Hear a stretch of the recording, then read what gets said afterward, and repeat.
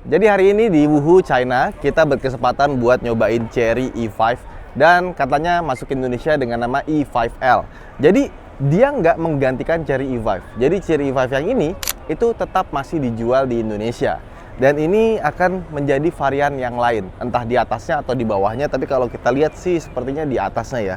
Lihat bentuk depannya, dia berbeda sekali dengan E5 yang kita kenal. Udah nggak ada logo modanya lagi, semua jadi Chery di depan sini. Lampu depannya beda ya. Ini jadi DRL sama lampu sennya, dan lampu utamanya ada di bawah sini. Ya, bumpernya full completely beda banget dan ada jenongnya di bagian depannya. Tapi dia masih sama nih. Jadi kalau kita lihat, dia masih punya colokan charger ada di depan. Ini sebenarnya gue suka, kenapa? Karena kalau kita lagi ngecas di SPKLU, kita nggak pusing.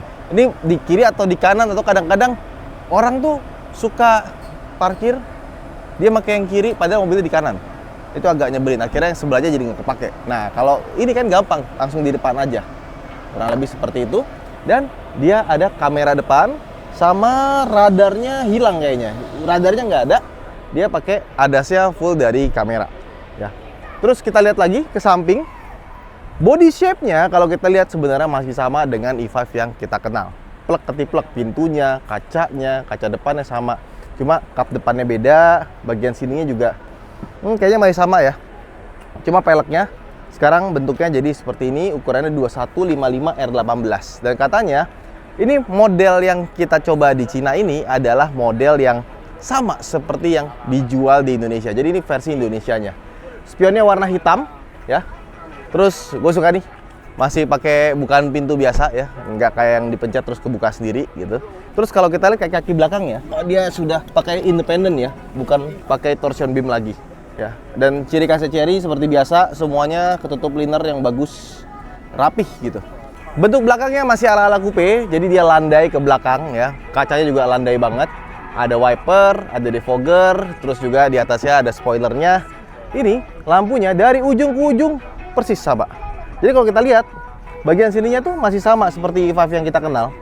Karena kayaknya panel ini dia masih sama ya, nggak berubah.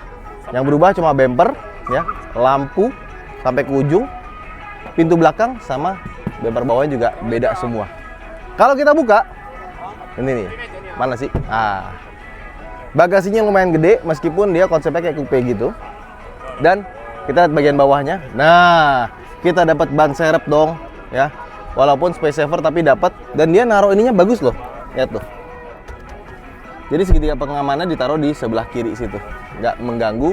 Dan kalau misalkan kita butuh space lebih, tinggal diturunin ke bawah.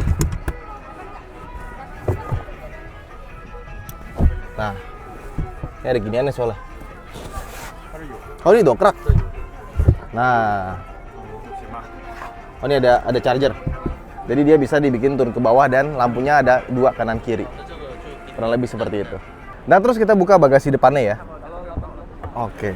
Wah, sudah pakai hidrolik dan ada tempat penyimpanan yang gede sekali. Oh, ini kayaknya buat tutup ini nih. Ya. Ini sebenarnya kalau gue lihat nih, lihat deh, dia ada lubangnya. Kayaknya itu dia masih bisa dibikin lebih gede lagi ya. Cuma kayaknya dibikin seperti ini biar ada udara yang bisa keluar masuk. Nah, jadi kita cuma dapat tempat penyimpanan segede gini aja.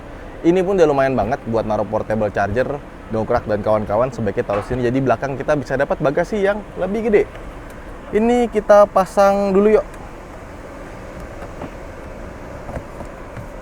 Nah, jadi rapih ya. Jadi biasanya yang punya bagasi depan gede-gede itu biasanya mobil listrik yang RWD. Ini FWD, tapi kita dapat bagasi yang gede. Sama di sini ada karet-karetnya. Jadi kalau misalkan kita naruh barang gitu ya, ada air dari depan gitu, dia tetap aman. Karena karetnya ini akan melindungi kita ya. Sekarang kita tutup. Nah, sekarang kita dari dalam mobilnya dan bisa kita lihat semuanya berbeda ya. Jadi gue nggak menemukan yang sama dengan Chery E5 yang model biasa ya, kecuali bagian panel sini ya. Ini bagian panel sini sama ya. Bagian sini juga masih sama, tapi bagian bawahnya udah beda semua. Dashboardnya completely new dari kiri ke kanan, dan bahan-bahannya masih bagus semua, empuk-empuk semua. Build quality juga bagus ya. Jadi kalau kita pegang-pegang nih ya, dia itu nggak goyang-goyang, semuanya solid, nggak bunyi-bunyi juga. Terus setirnya dia dua warna ya sekarang ya, dalamnya putih, luarnya hitam. Dan ini mirip kayak setirnya lepas L8. Tapi dalamnya ini dibikin warna silver sama dia, cakep. Nah, untuk door trimnya yang gue suka, dia bukan pintunya, itu masih manual, tapi desainnya tuh cakep gitu dari atas sini. Cuman dia nggak ada buat spionnya. Jadi buat ngatur spion semuanya lewat layar dari sini ya. Buat ngelipet sama buat ngaturnya ada di bagian sini. Sisanya semua di layar. Lampu masih ada tombol fisik. So buat buka bagasi ada tombol fisik juga. Dan tombol-tombol ya tuas buat transmisi, buat wipernya itu juga pakai model yang bagus. Di sini ada kamera 360 ya. Tuh. Dan ada auto parkingnya nih. Cuman untuk yang versi ini masih belum bisa. Nggak tahu ya nanti masuk ke Indonesia ada auto parkingnya nggak? Kalau ada auto parkingnya sih keren sih ya. Karena gue udah nyoba dilepas dan itu auto parkingnya bagus punya. Nah, layarnya lebih besar, audio tetap pakai Sony ya. Terus juga bagian tengahnya sini juga bagus ya. Ada shortcut juga buat matiin audio ya sama hazard. Mode berkendara ada sport, ada ini ya. Tuh. Defogger depan belakang, AC buat kamera 360 sama storage-nya juga masih sama, ada AC di bagian belakang. Tapi yang paling gue suka adalah bentuk interiornya ya, bentuk joknya itu bagus banget. Warnanya itu ya putih, hitam, sama orange. Even sampai ke belakang, detailnya diperhatiin sampai kalau kita lihat nih, bagian tengahnya dia punya headrest warna hitam. Beda gitu. Sama yang lainnya kan warna putih nih. Ya. Biasanya mobil dengan desain kursi yang sporty kayak gini ya, itu kan headrestnya nggak bisa dilepas pasang, nggak bisa naik turun. Ini masih bisa. Jadi kelihatannya aja bentuknya begitu. Cakep ya. Sekarang gimana rasa berkendaranya? Oke. Kita matiin dulu stability controlnya iseng ya. SC off. Oke. Wah. Masuk ke mode sport udah. Mana sih modenya? Oke, sport di sini ya. Mari kita coba. Oh.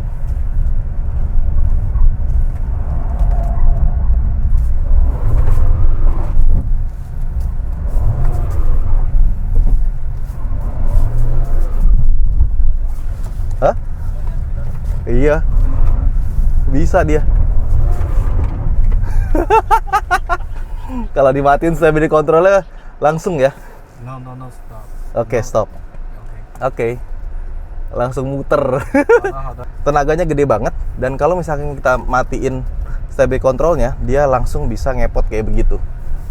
Cuma tetap dia tuh FWD, jadi nggak bisa kita bikin belakangnya geser.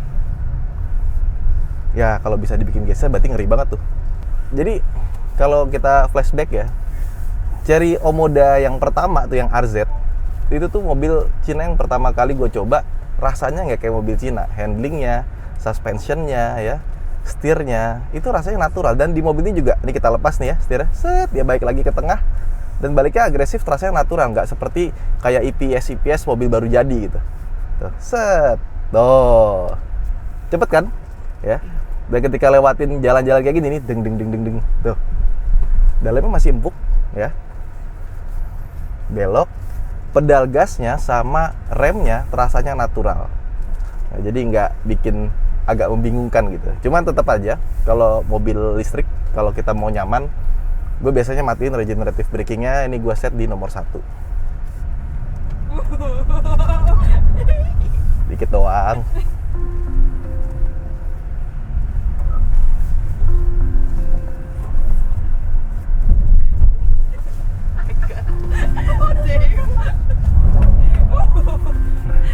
Ada yang nggak pakai seatbelt ya, bunyi dia. Iya sih, mobilnya emang cakep ya. Jadi kalau seri yang E5 ini dan di E5L tetap dia tuh perfect balance. Kalau misalnya kita mau cari mobil yang di bawahnya enak, tapi suspensinya masih nyaman gitu, nggak bikin sakit pinggang. Oke, udah. So far ini suspensinya lebih enak dibandingkan dengan E5 yang kita kenal ya. Kayak lebih upgrade sih. Lebih mahal rasanya.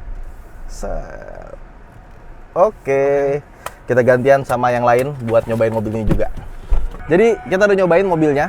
So far so good ya, dipakai slalom pun enak dan di dalam tuh rasanya santai, nggak lebay gitu ya. Cuma tetap aja kita harus bawa lebih jauh lagi berhari-hari biar kita bisa dapetin review yang lebih akurat. Nah, tapi menurut gua ya, Jadi mobil punya potensi sih. Semoga masuk ke Indonesia harganya bagus sehingga pas orang langsung lihat nih mobil terus nyobain itu sesuai gitu sama harganya. Dan seperti biasa Chery kalau ngomongin harga biasanya tidak pernah mengecewakan. Ya wes, itu aja mungkin video kita kali ini ya. Semoga cepat masuk ke Indonesia dan line-up yang lain juga ikut masuk ke Indonesia. Saya Arif, sampai jumpa di vlog berikutnya. Dan buat teman-teman yang belum nonton video waktu kita ke Cina secara full, bisa lihat di link di bawah. Bye-bye!